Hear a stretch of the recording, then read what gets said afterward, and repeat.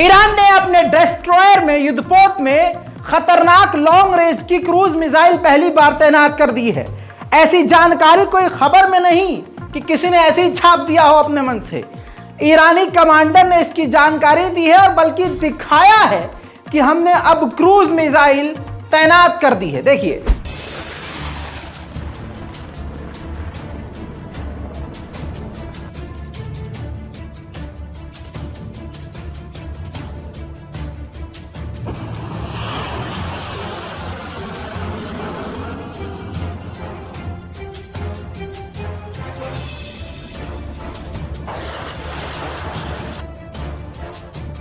मोटरهای मूशकهای حامل। सलाम, नमस्ते, सत श्री अकाल। मैं हूं रजा और आप देख रहे हैं रजाग्राफी की मिडिल ईस्ट स्पेशल रिपोर्ट। सबसे बड़ी खबर यही थी दोस्तों, ईरान पूरी तरह से कमर कस चुका है।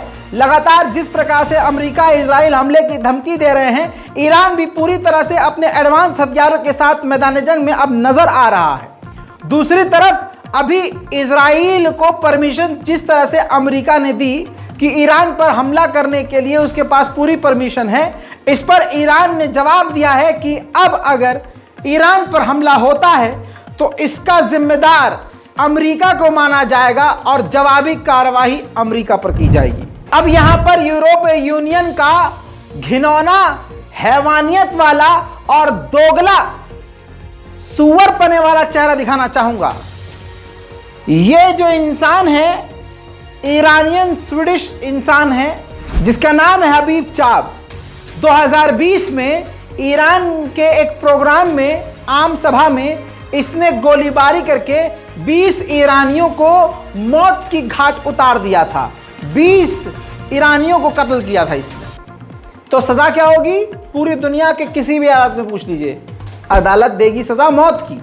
अब ईरान की गवर्नमेंट ने सारे सबूतों के आधार पर इसको मौत की सजा सुनाई। अब यूरोपीय यूनियन का घटियापन, नंगापन ये देखिए कि वो बोल रहा है कि हम इसकी निंदा करते हैं। ये फांसी की सजा जो ईरान दे रहा है, ये सरासर गलत है। ये है यूरोपीय यूनियन का चेहरा। अभी 2 दिन पहले ईरान के राष्ट्रपति सीरिया में दौरा करके आए हैं और कई तरह की डील हुई है। अब ईरान की मिनिस्ट्री की तरफ से कहा गया है कि सीरिया की यानी ईरान अब सीरिया की मदद करेगा कम्युनिकेशन सैटेलाइट डेवलप करने में, जो कि अपने में ही एक काफी बड़ी बात है। अब अमेरिका ने अपने अरब गल्फ देशों से कहा है एंटी ईरान फ्लीट ग्रुप में शामिल हो जाइए। यानी आसान कर देता हूं, बेफिक्र रहिए, अमेरिका ईरान के खिलाफ अपने अपने क्षेत्रों में ड्रोन तैनात कर रहा है ईरान के हमले के डर से। तो उसने अरब साथियों से भी कहा है कि आप भी हमारी तरह ईरान के खिलाफ ड्रोन तैनात कीजिए।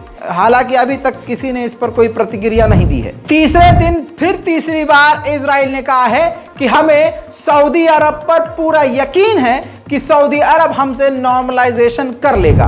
बात करें इजराइल की, तो इजराइल ने फिर से आज 3 फिलिस्तीनियों को, इन तीनों फिलिस्तीनियों को कत्ल कर दिया है नेबुलस के इलाके में गोली मारकर। इसके अलावा ये जेरूशलम की तस्वीर आप देख रहे हैं जिसमें गिरफ्तार किया जा रहा है एक फिलिस्तीनी नागरिक को। रोज यही खेल हो रहा है, हर दिन यही काम हो रहा है, किसी न किसी फिलिस्तीनियों को मार दिया जाता है या इस तरह से गिरफ्तार किया जाता है। उधर दोस्तों इजराइल के अंदर चलें तो इजराइल के अंदर 18वां हफ्ता लग चुका है और नेतन्याहू के ही खिलाफ यहूदी सड़कों पर प्रदर्शन कर रहे हैं।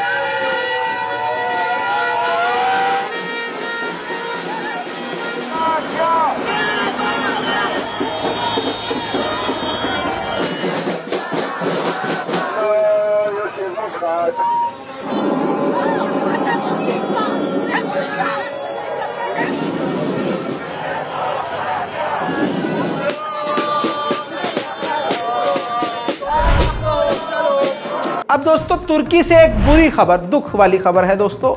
तुर्की के हताय के इलाके में अचानक से एक गाड़ी का एक्सीडेंट हुआ, जिसके चक्कर में एक बैक टू बैक कई गाड़ियां टकराई, जिसके बाद धमाका हुआ और इस मास एक्सीडेंट में 12 तुर्किश नागरिकों की मारे जाने की खबर है और सैकड़ों घायल हैं। चंद तस्वीरें आपके सामने रख रहा हूं।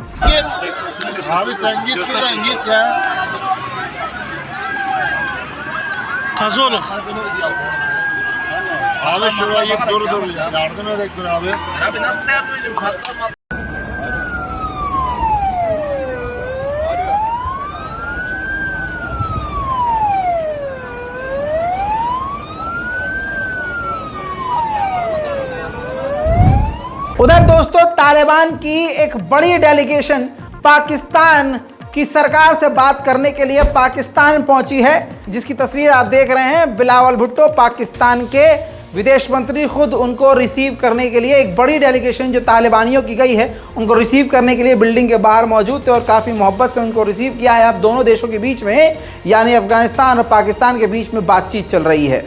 इसी मीटिंग में दोस्तों अगली तस्वीर ये सामने आ रही है।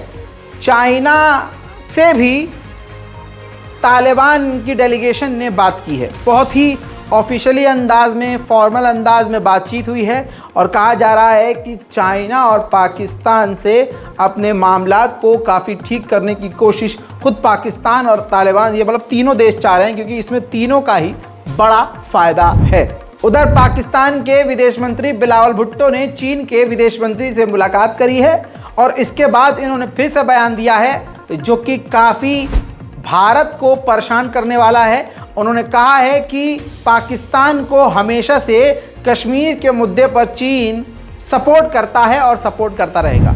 एनएसए जो सऊदी अरब पहुंचे हैं अमेरिका के, उन्होंने कई मुद्दों पर बात करी है और एक जो बड़ा मुद्दा रखा है जो आपको जानना ज़रूरी है।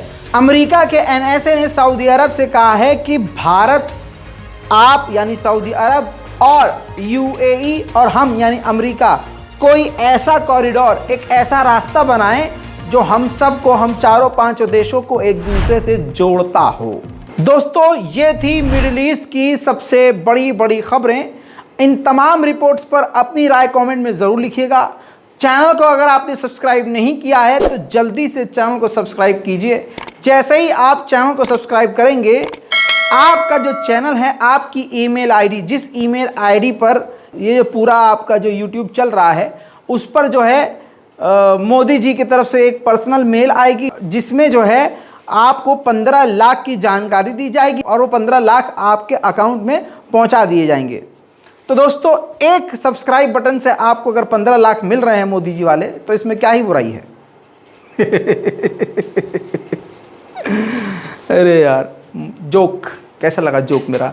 अच्छा मोदी जी बोलते हैं तो आप यार मान लेते हो कि 15 लाख आएंगे, मेरे 15 लाख आएंगे, मेरे करण अर्जुन आएंगे, मेरा 15 लाख आएंगे। और मैं बोलता हूँ नहीं मानते हो। चलो अब सब्सक्राइब कर लो। जय हिंद।